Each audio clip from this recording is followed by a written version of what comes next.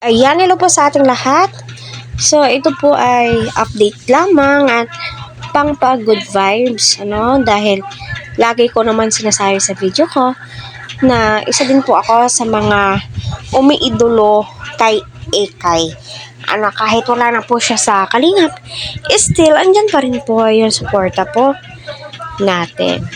Maliban kila Kalinga Prab sa panonood ng mga videos po nila, hindi pag-skip ng ads, pag-share sa Facebook, yun din po kay Kuya Val.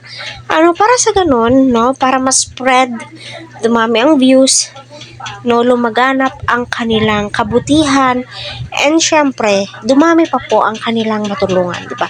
Yun naman po talaga yung gusto po nating mangyari. Iwasan po nating magsalita ng hindi maganda sa kapwa po natin. As long as wala po tayong naririnig na ikakasama po natin. So, yun na nga ang sinasabi po nila. Kapag ibinato ka ng bato, batuhin mo ng tinapay.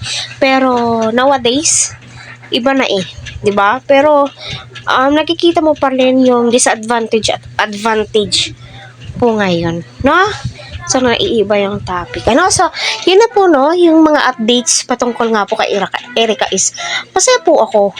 Dahil yung suporta ng Edrica fans, or Erica lovers, ay andyan. Kita mo, swak na swak. Solid na solid. Naway pahalagahan po nila. Alam naman po natin, may mga bagay na pinagkaloob sa'yo, parang hindi mo deserve, hindi ka kontento, kaya bumitaw ka, kaya naghanap ng way, at syempre yung mga sumusuporta sa'yo, hahanap po talaga ng way para ikaw ay matulungan. So ito po yung ginawa po nila, So natupad po yung pabahay po nila Erica sa tulong ng kanyang mga fans, supporters, lalong-lalo na po ang Erica lovers, grabe yung pagmamahal po nila.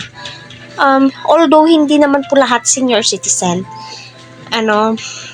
kaya pahalagahan ito. Alam naman po natin lahat, matalino si Erica. May mga opportunity na darating pa sa kanya once na